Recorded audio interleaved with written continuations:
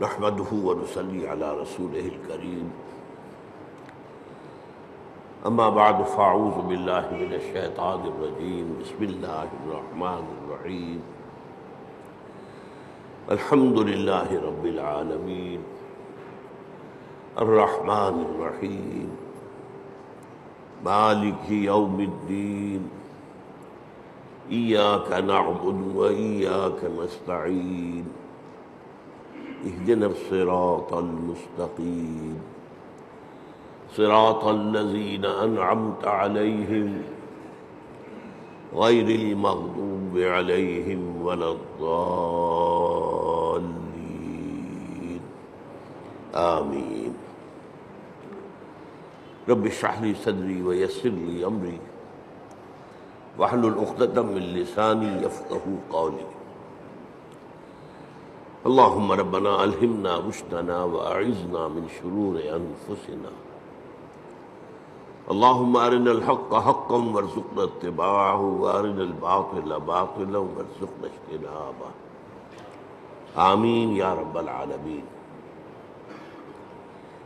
پچھلے جمعے میں ہم نے آیت بسم اللہ پر گفتگو کی تھی اور صرف اس تمہید کے ساتھ کہ یہ آیہ مبارکہ قرآن مجید کی سورتوں کے درمیان تو صرف ایک دفعہ آئی ہے، وہ سورہ نمل میں ہے۔ حضرت سلیمان نے جو خط لکھا تھا ملکہ سبا کو، اس کا آغاز اس سے ہوا تھا انہ من سلیمان وانہ بسم اللہ الرحمن الرحیم۔ باقی جو قرآن مجید کی 113 سورتوں کے شروع میں یا ان سے پہلے جو آیت درج ہے اس کے بارے میں اختلاف ہے کہ آیا یہ ان سورتوں کا حصہ ہے یا نہیں ہے۔ اکثر کی رائے یہ ہے کہ سورتوں کا حصہ نہیں ہے، بلکہ علامت کے طور پر کہ ایک سورت ختم ہو گئی دوسری شروع ہو رہی ہے، اور اسی لیے ان کا شمار بھی نہیں کیا جاتا۔ بعض اوقات بعض لوگوں کی رائے یہ ہے کہ ان کا شمار کیا جائے گا، جب آپ پورے قرآن کی آیات کا شمار کریں گے تو یہ 113 آیات بھی شمار ہوں گی، اور ایک رائے ہے کہ نہیں، انہیں نہیں گنا جائے گا۔ باقی اس میں اصل چیز اللہ کے 3 اسماء مبارکہ، اللہ، الرحمن، الرحیم، ان پر گفتگو ہو چکی ہے۔ اب ہم اللہ کے نام سے سورہ فاتحہ پر گفتگو اپنی شروع کر رہے ہیں۔ یہ بات سامنے آ چکی ہے کہ یہ 5ویں وحی ہے جو حضور پر ہوئی، اور پہلی مکمل صورت ہے جو آپ پر نازل ہوئی۔ اس سے پہلے متفرق آیات نازل ہوئی۔ سورہ علق کے شروع میں 5 آیتیں، سورہ قلم اس کے شروع میں 7 آیتیں، سورہ مزمل کے شروع میں 10 آیتیں، اور سورہ مدثر کے شروع میں 7 آیتیں، پھر یہ 7 آیتیں سورہ فاتحہ کی۔ اس سورہ مبارکہ کے بارے میں یہ سب کو معلوم ہے کہ یہ ہمارے نماز کا جزو لازم ہے، بلکہ نماز نام ہی اس کا ہے، گویا کہ اصل نماز یہی ہے۔ اس لیے کہ ایک حدیث میں جس میں، اور حدیث قدسی ہے، حضرت ابو ہریرہ رضی اللہ تعالیٰ عنہ راوی ہے، مسلم شریف کے اندر روایت موجود ہے، اللہ تعالیٰ نے خود اس سورہ مبارکہ کا تجزیہ کرتے ہوئے فرمایا ہے قسمت الصلاۃ بینی و بین عبدی نصفین، میں نے نماز کو اپنے اور اپنے بندے کے درمیان آدھا آدھا تقسیم کر لیا۔ اور پھر شرح کی حضور نے صلی اللہ علیہ وسلم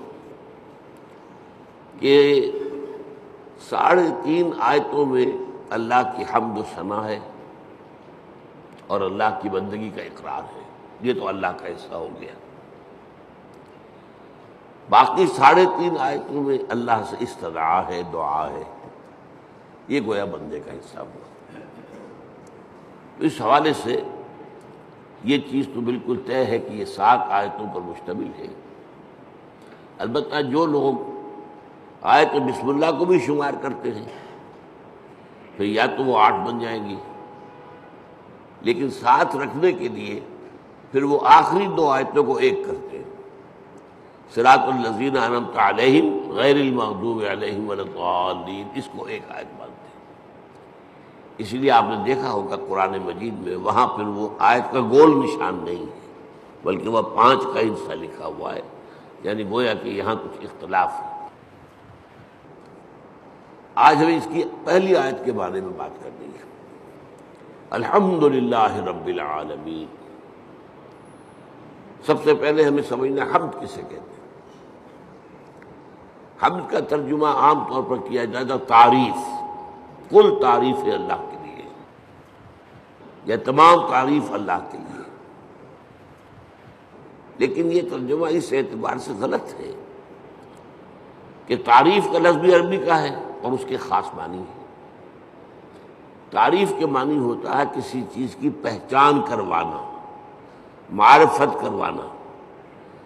ہم کسی سے کہتے ہیں آپ کی تعریف کیا ہے، کیا مطلب ہے؟ آپ اپنا نام بتائیے، یہ نام آپ کی پہچان ہے، آپ کی تعریف کیا ہے؟ اس کا مطلب یہ نہیں ہوتا کہ آپ اپنی حمد بیان کریں، اپنی ثنا بیان کریں، اپنے فضائل بیان کریں، اپنے اعلیٰ مقامات بیان کریں، بلکہ تعریف کا مطلب ہے پہچان کروانا، پہچان کرنا بھی نہیں۔ پہچان کرنے کے لیے تعارف کا لفظ آئے گا، تفاعل۔ جیسے تعلیم کے معنی کسی کو علم دینا اور تعلم کے معنی خود علم حاصل کرنا، تو تعریف اصل میں مناسب ترجمہ نہیں ہے، لیکن کیا کریں، اور اردو میں مستعمل یہی ہو گیا۔ دوسرا لفظ اس کے لیے جو بہت صحیح ہے وہ ثنا ہے، کل ثنا اللہ کے لیے۔ ثنا کے معنی کیا ہے؟ یہ تثنیہ آپ کہتے ہیں 2، ثنا کے معنی لپیٹنے کے لیے۔ کسی میں جو ہم نے خوبی دیکھی وہی ہم نے اس کے سامنے بیان کی، گویا کہ اس کی خوبی کو اس کی طرف لوٹا رہے ہیں، یہ ثنا ہے۔ کل ثنا اللہ کے لیے ہے، تو جو بھی خوبیاں ہیں جس کی کہ اس اعتبار سے اس کی طرف اس کو لوٹایا جائے تو یہ ثنا ہو جائے۔ اب تیسری بات سمجھیے، تعریف اور ثنا بھی اس کا اصل مفہوم نہیں ہے، اس کا بنیادی مفہوم شکر ہے، کل شکر اللہ کے لیے۔ آپ دیکھیں گے کہ حضور سے بھی اور قرآن میں بھی جو مقام شکر کا آتا ہے وہاں پر لفظ حمد آتا ہے۔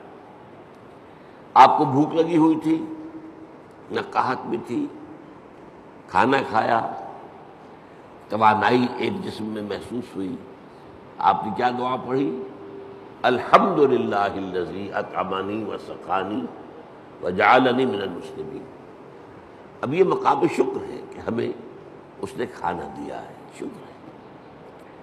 اسی طریقے سے آپ کو اگر اجابت ہو جائے صبح ٹھیک تو طبیعت جو ہے ہلکی ہو جاتی ہے، قبض ہو تو طبیعت بھاری رہتی ہے، لہذا اجابت سے فارغ ہو کر کیا دعا ہے؟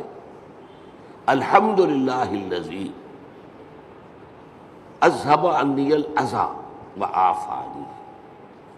اس اللہ کا شکر ہے جس نے مجھ سے اذیت بخش شے کو دور کر دیا، اذیت، اور مجھے عافیت بخشی۔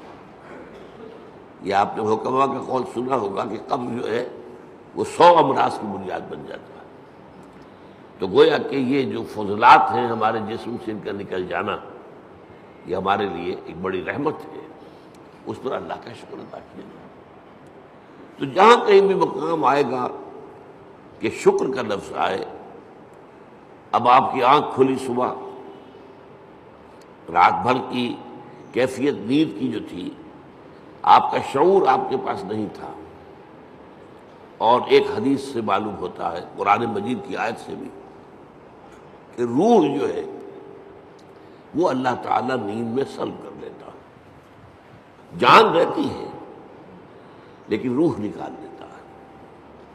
اللہ یتوفی الانفس حین موتہا، لیکن یہ کہ موت میں بھی نفس آتا ہے، والذی لم تمت فی منامہا، اور جس کی موت کا وقت نہیں آتا اس کی نیند میں وہ اللہ تعالیٰ روح کو سرو کرتا ہے، پھر لوٹاتا ہے۔ تو اب اس کو گویا کہ حدیث میں کہا گیا کہ یوں سمجھیے کہ نصف موت تو ہو گئی نا، اور ہم کہیں گے کہ نیند جو ہے موت کی بہن ہے۔ اس کی دعا کیا سکھائی حضور نے؟ الحمدللہ الذی احیانی بعدما اماتنی والیہ النشور۔ اس اللہ کا شکر ہے جس نے مجھے از سر نو زندگی دی، اس کے بعد کہ مجھ پر موت طاری کر دی تھی۔ موت کی بہن تو مجھ پر طاری ہو گئی تھی، نیم مردہ تو میں ہو چکا تھا کہ میرا شعور جو ہے وہ نہیں تھا میرے ساتھ۔ وہاں بھی لفظ حمد ہے، الحمدللہ الذی احیانی بعدما اماتنی والیہ النشور۔ آپ سوچ رہے ہوں گے کہ ہمارے معمولات میں بدقسمتی سے یہ چیزیں شامل نہیں رہی۔ یہ ذکر کی بہت عمدہ شکل ہے، جسے کہتے ہیں کہ حضور نے قرآن میں آیا الذین یذکرون اللہ قیاما وقعودا وعلی جنوبہم، وہ لوگ جو اللہ کو یاد کرتے ہیں کھڑے ہوئے، بیٹھے ہوئے، لیٹے ہوئے، ہر حال میں۔ تو کیا مطلب کوئی اور کام نہیں کرتے؟ نہیں، کام کے ساتھ دعا ہے۔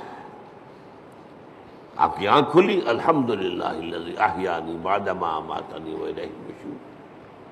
کھانا کھایا، الحمدللہ الذی اطعمنی وسقانی وجعلنی من المسلمین۔ اجابت ہوئی، الحمدللہ الذی اذھب عنی الاذی وعافانی۔ یہ جو مصنون دعائیں ہیں، ان سے جیسے کہ ہم کہتے ہیں کہ ایک تیر سے دو شکار، دو نسبتیں قائم ہوتی ہیں۔ ایک اللہ سے نسبت قائم ہو گئی، ہم نے اس کا حمد کی، ہم نے اس کا شکر ادا کیا، تعلق قائم ہوا۔ ایک رسول کے ساتھ نسبت ہو گئی کہ مسنون دعا ہے، ہم اس شکر کے ادا کرنے میں اپنے الفاظ نہیں استعمال کر رہے، بلکہ وہ کر رہے ہیں کہ جو نبی اکرم صلی اللہ علیہ وسلم کرتے تھے۔ تو دونوں نسبتیں، اللہ کا ذکر، اس میں وقت تو کوئی نہیں لگا۔ بہرحال شکر جو ہے در حقیقت وہ اس حمد کا نیوکلیس ہے۔ البتہ شکر اور عام معنی میں اب لفظ استعمال کر رہا ہوں میں تعریف، اس میں جو ایک باریک سا فرق ہے وہ کیا ہے؟ شکر کیا جاتا ہے اس چیز پر جس کا آپ کو فائدہ ہوا ہو، جس سے آپ کو کچھ حاصل ہوا ہو، جس سے آپ کی کوئی ضرورت پوری ہوئی ہو، جس سے آپ کی کوئی تکلیف رفع ہوئی ہو، جس سے آپ کی کوئی حاجت پوری ہوئی ہو، شکر اس پر ہو۔ اور تعریف کوئی حسن ہے، کمال ہے، خوبی ہے، چاہے آپ کو تو کوئی فائدہ نہیں ہوا، پھول کیا خوبصورت پھول ہے، تعریف کی ہے آپ نے، لیکن یہ کہ آپ کو اس سے کوئی مادی فائدہ تو نہیں ہوا۔ ہر شے، جس شے میں بھی کوئی جمال ہے، کوئی کمال ہے، اس کی تعریف کی جائے، خواہ آپ کو اس سے کوئی فائدہ نہ پہنچا ہو، یہ تعریف ہے۔ البتہ یہ جو باریک سا فرق میں نے بیان کیا ہے، اس کو بھی نوٹ کر لیجئے کہ یہ بھی ہمارے شعور کے محدود ہونے کی وجہ سے ہے، ورنہ اس سے بھی ہمیں فائدہ ہوتا ہے۔ ایک خوبصورت پھول دیکھ کر اس کی خوبصورتی، اس کی خوشبو، اس سے آپ کی روح کو ایک باریدگی حاصل ہوتی ہے۔ اسی لیے میں نے لفظ استعمال کیا، مادی فائدہ نہیں ہوتا، آپ کی روح کو ایک باریدگی، آپ کی طبیعت میں ایک انشراح، آپ کی طبیعت میں ایک کیفیت پیدا ہوتی ہے۔ ہائی اسکول کے زمانے میں جو ہمارا کورس تھا انگلش پوئٹری کا، تو پہلی نظم تھی ڈیفوڈلز، بہت سے حضرات نے پڑھی ہوگی۔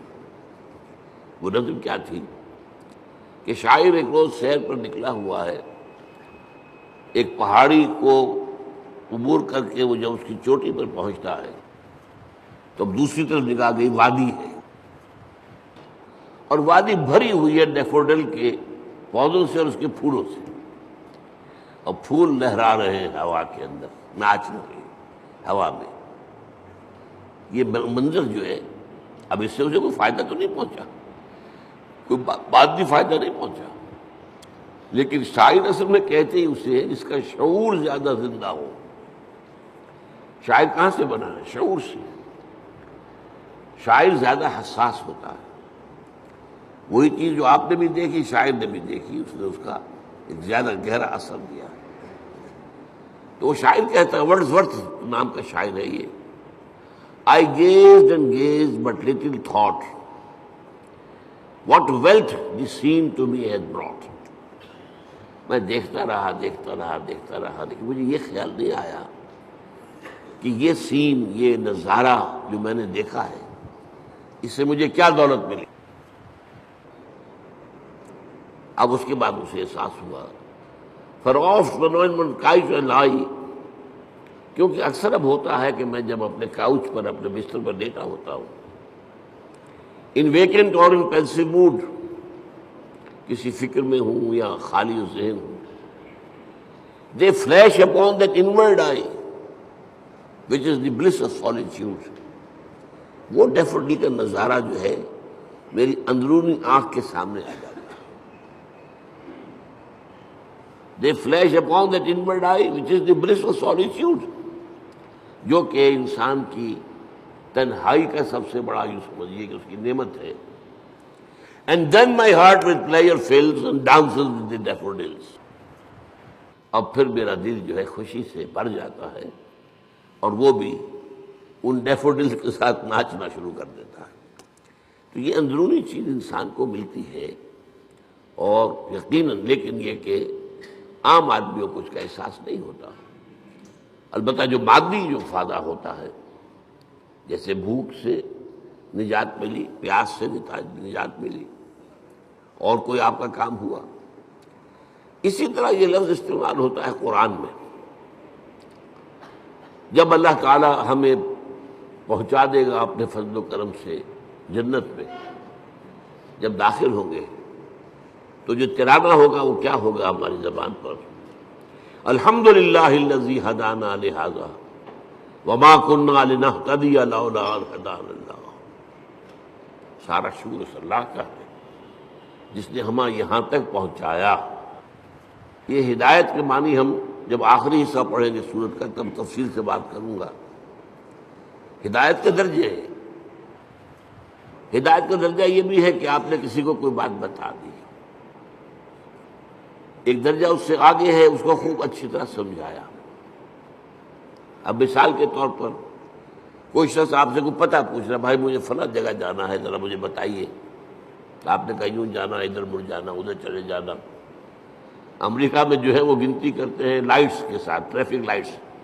4 ٹریفک لائٹس کے بعد بھائی کو مڑ جانا، اس کے بعد پھر تیسری کے اوپر دائیں کو مڑ جانا. یہ بتا دیا آپ نے، یہ بھی ہدایت ہی ہے نا. ایک درجہ یہ ہے کہ آپ نے کہا بھائی لاؤ میں تمہیں پہنچا آتا ہوں. آپ نے اس کی انگلی پکڑی یا اپنی گاڑی میں بٹھایا اور اس کی منزل پر پہنچا دیا. یہ منزل تک پہنچا دینا یہ ہدایت کا آخری مرحلہ ہے. اللہ نے ہدایت کا ابتدائی مرحلہ تو ہمیں کیا، ہمارے اپنے اندر ہدایت موجود ہے، نیکی اور بدی کی پہچان موجود ہے. الہمہا فجورہا و تقواہا. ہماری روح کے اندر اللہ کی معرفت بھی ہے اور محبت بھی ہے، موجود ہے. پردے پڑ گئے ذہول کے، غفلت کے. ہماری ساری توجہ جو ہے دنیا میں، ہم گم ہو کر رہ گئے، ورنہ ہمارے اندر ہے سب کچھ. قرآن کہتا ہے فطرت اللہ التی فطر الناس علیہا. یہ انسان کو جو بنایا اللہ نے، یہ فطرت اللہ پر بنایا.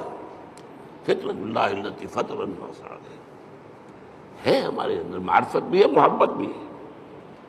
محبت بھی خابیدہ ہے، اور معرفت کے اوپر بھی ذہول کے پردے پڑے ہوئے.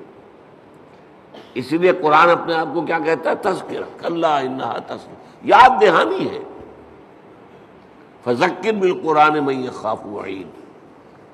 آپ تذکیر کیے، یاد دہانی کرائیے. یہ تعلیم نہیں ہے. تعلیم تو اس چیز کی ہوتی ہے جو پہلے انسان کو معلوم نہ ہو.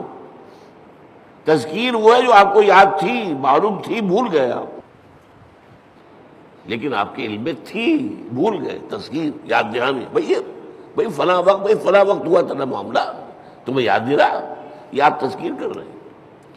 کوئی ادھر ادھر کی بات کر کے آپ بتائیں گے یاد آ جا، ہاں مجھے یاد آ گیا. یہ تذکیر. تو قرآن تذکیر کے لیے آیا ہے، تذکرہ ہے، ذکرہ بھی کہا گیا۔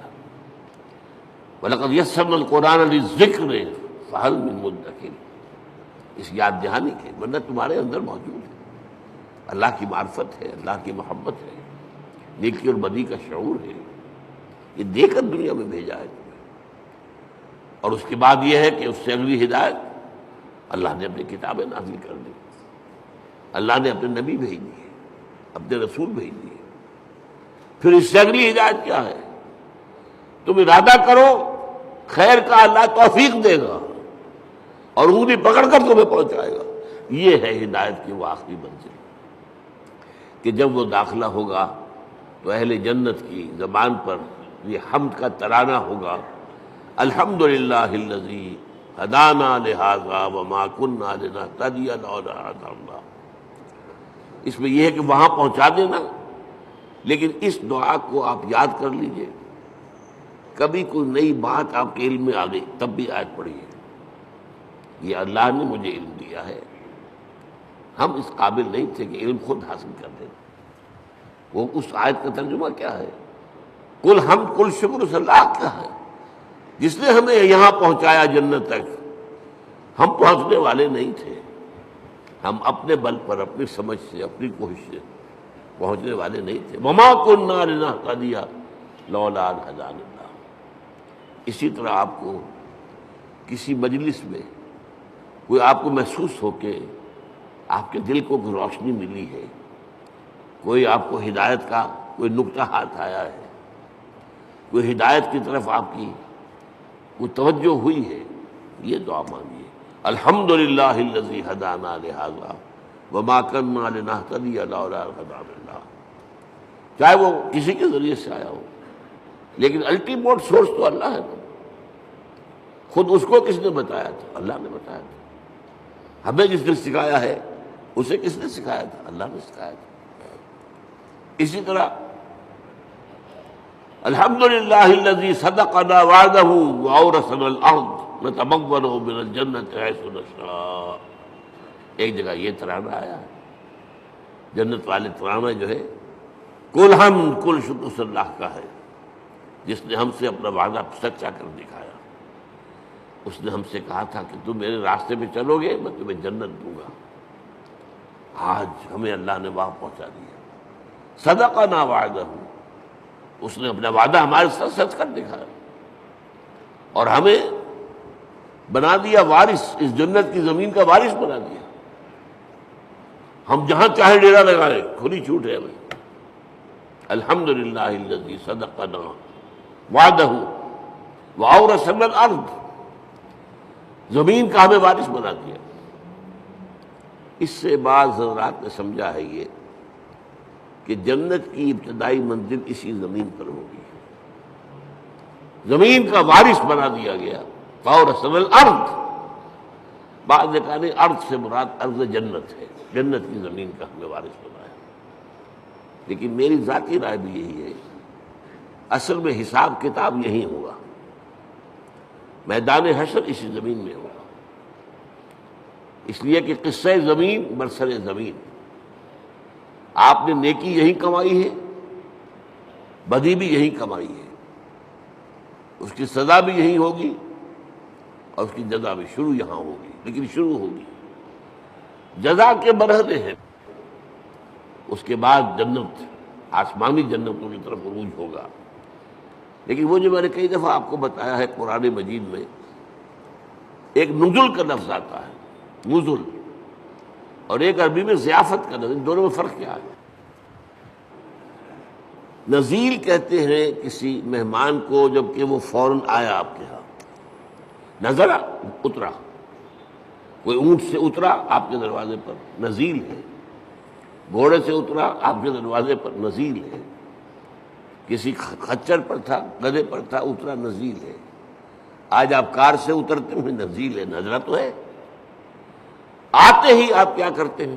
موسم کے لحاظ سے کوئی ٹھنڈا یا گرم، فوری طور پر ٹھنڈا یا گرم جو ہے اس کی تواضع کی جائے گی، پھر ضیافت ہوگی، پھر اہتمام ہوگا، پھر جو ہے آپ اہتمام کے ساتھ کھانا تیار کریں گے، اس کو ضیافت ہے۔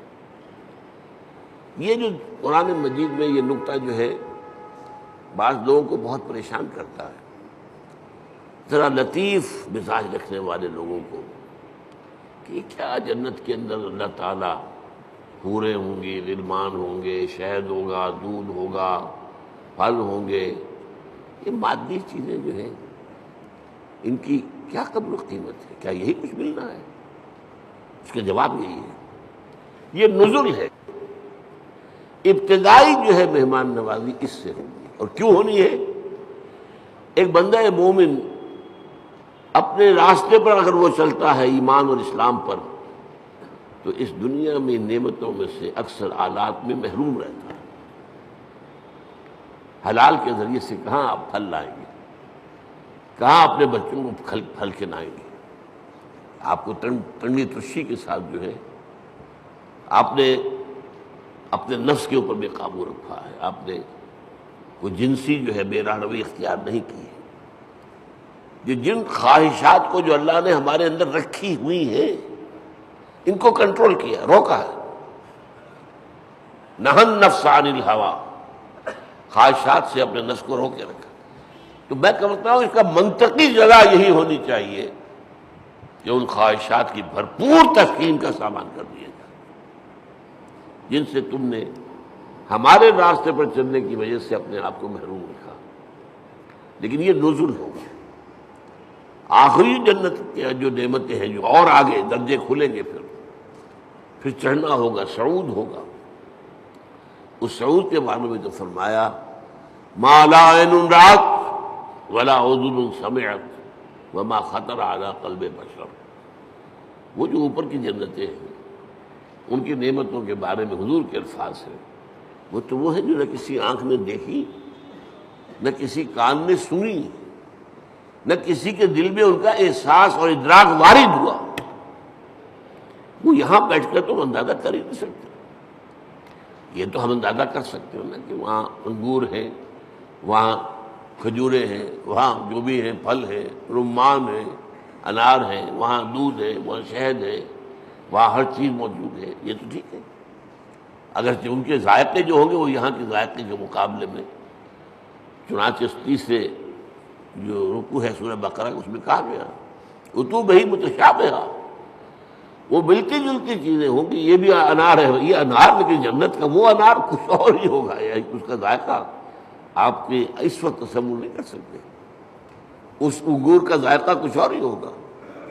آپ شہد جو ہے دنیا کا کتنا کھا لیں گے، تھوڑا سا لے کر دل بھر جائے گا، وہ شہد ایسا نہیں ہوگا۔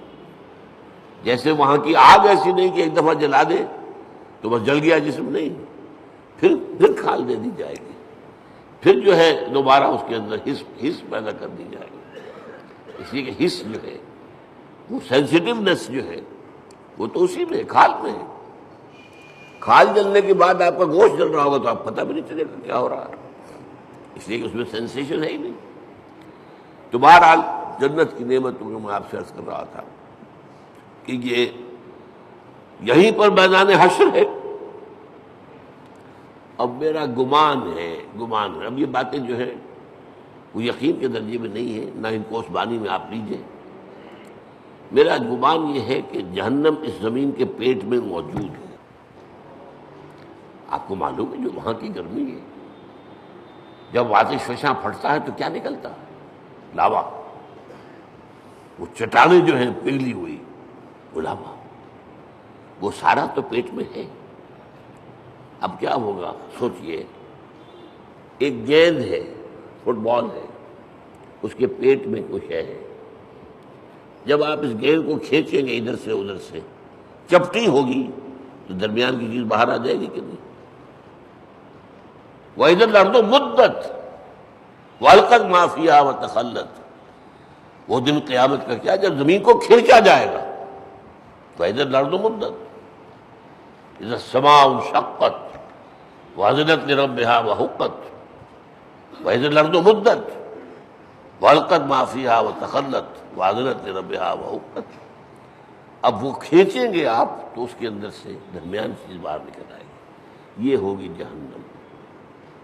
اس جہنم کا معاملہ اسی زمین میں سے نکلا۔ پھر وہی لفظ کہہ رہا ہوں قصہ زمین برسر زمین. لیکن یہ کہ جنت جو وہ ہوگی زمین کی، وہ صرف پہلی منزل ہے اس کی.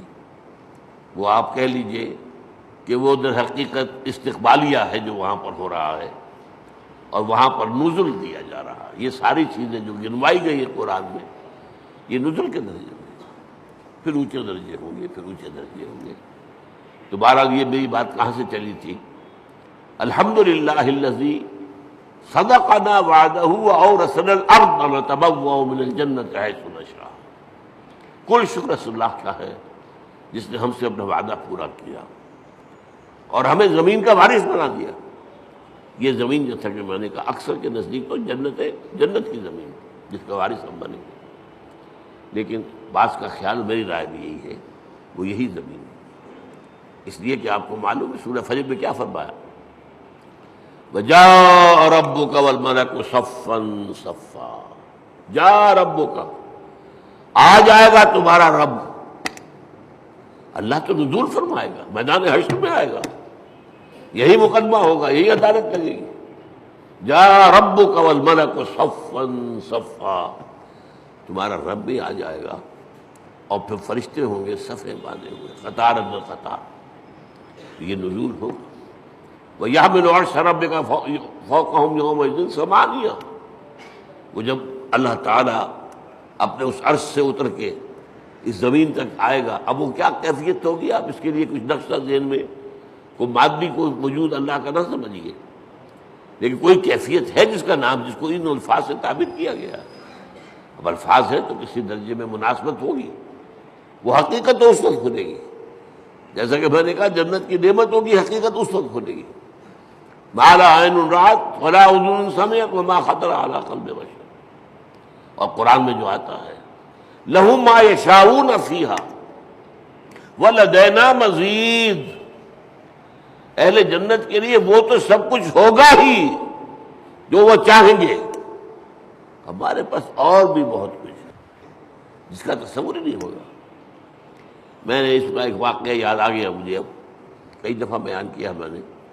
میرے ایک دوست ہیں ڈاکٹر یقین صاحب جو باہر امراض چشم ہیں، انہوں نے مجھے سنایا وہ جا رہے تھے لندن. اب ان کے بچے جو ہے کوئی کہتے میرے لیے یہ لائیے، میرے لیے یہ لائیے، میرے لیے یہ لائیے. ایک چھوٹی سی بچی تھی، انہوں نے کہا ابا میرے لیے پینسل لے کے آئی. اب وہ لندن سے پینسل منگوا رہی ہے، اس کا ذہن اس سے آگے ہے ہی نہیں. وہ لڑتی ہوگی اپنے بڑے بہن بھائیوں سے، وہ اس کو چھینتی ہوگی، مجھے دو میں کچھ لکھوں یا لکیریں کھینچوں کہیں، اور وہ بڑے بہن بھائی اس کو چھینتے ہوں گے اس سے. تو اس کے لیے تو بہت بڑی نعمت تھی پینسل. تو ابا میرے لیے پینسل لے کے. تو ہم کہاں تک تصور کریں گے؟ ہمارا ذہن بہت چھوٹا ہے. لہم ما یشاؤون فیہا، وہاں وہ تو سب کچھ ہے ہی ہے جس کا کہ ان کے اندر تمنا ہے، آرزو ہے، خواہش ہے، جس کی سمجھ ہے، جس کا ادراک ہے، جس کا شعور ہے. وَلَدَيْنَا مَزِيدٌ، ہمارے پاس اور بہت کچھ ہے. اور یہاں وہ جوڑ لیجئے ما لا عین رأت ولا اذن سمعت وما خطر علی قلب بشر. تو یہ اصل میں حمد ہے، شکر. الحمدللہ. یہاں الف لام جو لگ گیا ہے، اور اسے اصل میں کہا جاتا ہے لام، صرف الف لام نہیں کہتے، لام، لام تعریف. الف جو ہے یہ حمزۃ الوصل کہلاتا ہے، کیونکہ کوئی لفظ جو ہے وہ ساکن لفظ سے شروع نہیں ہو سکتا. اب اسٹیشن تو کیا کہیں گے، سٹیشن ہو جائے گا عام طور پر، یا یو پی وغیرہ میں کیا روایت ہے اسٹیشن، وہ اس کے ساتھ الف لگا لیتے تھے. سکول، سکول، سین ساکن ہے، کیسے بولے اس کو، کوئی زبر لگے گا یا وہ اسکول، اسکول، اسٹیشن. تو ہمارے ہاں کالج میں چڑھاتے تھے لوگ ایک دوسروں کو جو یو پی سے آئے تھے، ان سے کہا آج تم اسکول کہتے ہو، تم اسٹیشن کہتے ہو، اور وہ کہتے تم اسٹیشن کہتے ہو، تم سکول کہتے ہو. تو یہ ہے، تو یہ حمزۃ الوصل کہلاتا ہے جوڑنے کے لیے. ورنہ صرف لام ہے، لام تعریف. یہ لام بہت سی قسموں کا ہے. ایک تو کسی شے کو نکرہ سے معرفہ بنا دینا. العلم، علم علم نکرہ ہے، وہی علم، العلم معین علم، خاص علم یا مکمل علم یا حقیقی علم، ال سے وہ نکرہ سے معرفہ بن گیا۔ ایک ال کا معنی یہ لام جو ہے حصر ہوتا ہے، الانسان کل کے کل انسان، الانسان کا مطلب یہ ہوا یا تو وہ جو معرفہ بنایا تو یا تو ہوگا کوئی معین انسان اور یا کل انسان۔ والعصر ان الانسان لفی خسر، زمانے کی قسم ہے تمام انسان خسارے میں ہے، گھاٹے میں۔ تو الف لام، لیکن لام کہنا چاہیے یہاں کل کے معنی میں، کل تعریف اللہ کے لیے، کل ثنا اس کے لیے، کل شکر اس کا۔ اب آپ نے سوچا اس سے کس چیز کی جڑ کٹ گئی؟ شرک کی جڑ کٹ گئی۔ دنیا کن چیزوں کو اللہ کے ساتھ جمع کرتی ہے جن سے انہیں کوئی فائدہ پہنچتا؟ سورج دیوتا ہاتھ جوڑ کے کھڑے ہوئے، انہیں پتہ ہے اسی کی تمازت سے ہماری فصلیں پکتی ہیں، ہمیں معلوم ہے اسی سے ہوائیں چلتی ہیں، وہ ہوائیں بارش لے کے آتی ہیں۔ گویا کہ اس حیات عرضی، اس زمین پہ جو حیات ہے وہ کل کی کل صورت کی ممنون احسان ہے، لہذا ہاتھ جوڑ دیا، سجدہ کر دیا، سجدہ۔ لیکن اگر معلوم ہو کہ سورج میں کچھ نہیں ہے، جو کچھ اس میں ہے وہ اللہ کا پیدا کرتا، تو الحمدللہ، کل شکر اللہ کا ہے۔ یہ الحمدللہ جو ہے یہ در حقیقت جڑ کاٹ دینے والا ہے شرک۔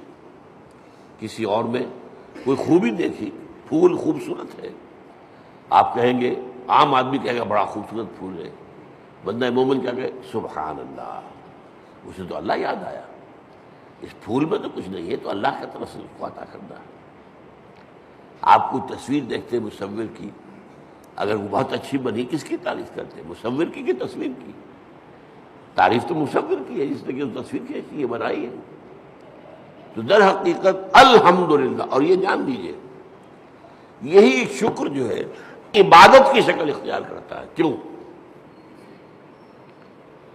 اس لیے کہ ایک اصول ہے فطرت انسانی کے اندر مضمر ہے، هل جزاء الاحسان الا الاحسان، یہ سورہ رحمان کی آیت ہے، بھلائی کا بدلہ بھلا ہی ہوگا نا۔ کسی نے آپ کے ساتھ کوئی خیر کیا ہے، اچھا کام کیا ہے، آپ کے دل میں ہوگا میں بھی اس کی کوئی خدمت کروں۔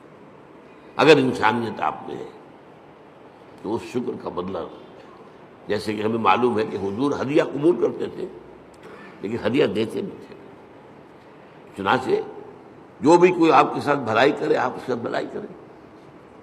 والدین کی بھلائی وہ اتنی ہے کہ ہم کتنی ہی خدمت کر لیں ان کا حق ادا نہیں ہوگا، اور سوائے اس کے کوئی چارہ کار نہیں کہ اللہ ہی سے دعا کریں، اے اللہ ارحمہما کما ربیانی صغیرا، پروردگار جس طرح میرے والدین نے مجھے پالا پوسا جبکہ میں چھوٹا سا تھا، تو ان پر رحم فرما، میں ان کا حق ادا نہیں کر سکتا۔ بس البتہ یہ کہ انسان مقدور بر تو کرتا ہے، سلیم الفطرت انسان ہو، فطرت کج نہ ہو گئی ہو، پرورٹڈ نہ ہو، تو والدین کی خدمت، بوڑھے والدین کو۔ آپ کو معلوم ہے صرف دو چیزیں ہیں جن کے بارے میں کہا گیا ان کو دیکھنا بھی عبادت ہے۔ محبت اور تعظیم کی نگاہ سے کعبے کو دیکھنا عبادت، چاہے آپ طواف نہیں کر رہے، چاہے آپ کوئی نماز نہیں پڑھ رہے، کعبے کے سامنے بیٹھ کر محبت اور تعظیم کے ساتھ اس کو دیکھنا عبادت ہے۔ بوڑھے والدین کو دیکھنا محبت کے ساتھ عبادت، یہ حضور نے فرمایا۔ تو آپ جو ہے اپنی امکانی حد تک تو اس کا آپ جو ہے بدلہ اتارتے ہیں۔ انہوں نے پالا پوسا جبکہ میں چھوٹا سا تھا، میری ضروریات پوری کی، اب یہ بوڑھے ہیں، یہ محتاج ہیں، اب ان کی ضرورتیں میں پوری کروں۔ اگرچہ جیسا کہ میں نے کہا کہ حق ادا نہیں ہو سکتا، لیکن اب آپ سورج کا کیا حق ادا کریں گے؟ کچھ بھی نہیں کر سکتے۔ یہ جذبہ شکر جو ہے سورج کا، یہ عبادت کی شکل اختیار کرتا ہے۔ جہاں آپ کو بدلہ نہیں دے سکتے سر جھکا دیجیے، تعظیم کیجیے اس کے سامنے سجدہ کیجیے، یہی تو ہے شکر سے عبادت. یہ فلسفہ ہے، سمجھ لیجیے، شکر کی بنیاد پر عبادت ہے. اسی لیے تو جس کو کہا حضور نے، اور میں نے ابھی حدیث آپ کو سنائی تھی، حدیث قدسی، الصلاۃ، جو اصل دعا ہے اس کی پہلی آیت ہی ہے الحمدللہ رب العالمین. قرآن کی پہلی آیت، پہلا لفظ کیا ہے قرآن کا؟ اگر آیت کے بسم اللہ اس میں شمار نہ کی جائے، جیسا کہ میں نے کہا کہ غالب رائے یہی ہے کہ وہ اس کا حصہ نہیں ہے، تو پہلا لفظ قرآن کا کیا؟ الحمد. اور آپ کو معلوم ہے یہ لفظ کتنا پیارا ہے اللہ کو. حضور کے نام سارے کے سارے اسی مادے سے ہیں. محمد حمد سے ہے، احمد حمد سے ہے، محمود حمد سے ہے. اور اس امت کا نام پتہ ہے کیا ہے؟ حمادون، اللہ کی بہت حمد کرنے والے. حماد یہ مبالغے کا صیغہ ہو گیا، اللہ کی بہت حمد کرنے والے. اور ایک خاص بات یاد آئی ہے، حضور کی ایک حدیث ہے بڑی عجیب. قیامت کے دن وہ میدان حشر، جس کا میں نے نقشہ آپ کے سامنے بھی کھینچا ہے، ایک تو یہ کہ وہاں حضور کو ملے گا کیا مقام؟ مقاماً محمودا، وہی لفظ حمد. اور سب سے بڑی بات یہ، حضور نے فرمایا لواء الحمد بیدی، حمد کا جھنڈا میرے ہاتھ میں ہوگا. اور اس دن میں اللہ کی وہ حمد کروں گا جو آج نہیں کر سکتا. اس نقطے کو سمجھنا ہوگا، چاہے غور کرنا ہوگا. ہر شے کی حمد اس کے ادراک اور شعور کے مطابق ہی ہو. کسی نے آپ کے ہاتھ پر ہیرا رکھا، آپ نے سمجھا شیشے کا ٹکڑا ہے، تو کیا شکر کریں گے آپ؟ اگر معلوم ہو یہ ہیرا ہے تو شکر جو ہے اس کے متناسب شکر آپ کے قلب میں پیدا ہوگا. معرفت جو اس وقت ہوگی وہ آج نہیں ہے، پردے اٹھ چکے ہوں گے. آج چاہے اب بھی حضور کی معرفت ظاہر بات ہے کہ تمام انسانوں میں، مخلوقات میں سے بڑھ کر ہے، لیکن یہ کہ وہاں جب بے پردہ ہوگا معاملہ، تو فرمایا کہ جو حمد میں اس میں بیان کروں گا وہ آج نہیں کر سکتا. تو یہ الحمدللہ، اللہ پر ہم گفتگو کر چکے ہیں. کل شکر اللہ کے لیے، لہذا تعریف اسی کے لیے ہوگی، ثنا اسی کی ہوگی، شکر اسی کا ہوگا، عبادت اسی کی ہوگی. الحمدللہ رب العالمین. اب رب کسے کہتے ہیں؟ رب کے معنی ہے مالک، اور کسی چیز کو پروان چڑھانے والا. اس کا خاص تعلق ہے، جو مالک ہوگا کھیتی کا وہ اسے پروان چڑھائے گا، بڑھائے گا. رب المال، سرمایہ والا، وہ سرمایہ کو بڑھانے کی فکر کرے گا. مضاربت ہو رہی ہے، ایک شخص کا سرمایہ ایک محنت کر رہا ہے، یہ رب المال کہلاتا ہے. رب المال، رب الدار، گھر کا مالک، تمام جہانوں کا رب. اب یہ تمام جہان کون سے ہیں؟ ایک عالم دنیا ہے، ایک عالم آخرہ ہے، ایک عالم برزخ ہے، ایک عالم ملکوت ہے، ایک عالم ملائکہ ہے، ایک عالم حیوانات ہے، ایک عالم انسانیت ہے. جتنے چاہے جوڑتے چلے جائیے. یہ سارے عالم، ان سب کا رب وہی ہے. یہ بھی در حقیقت اسی شرک کو کاٹنے والا. یہ کوئی بھی اس میں شریک نہیں ہے. وہ ہے تمام جہانوں کا رب، تمام جہانوں کا مالک، تمام جہانوں کا مختار مطلق، تمام جہانوں کو پروان چڑھانے والا وہی. الحمدللہ رب العالمین.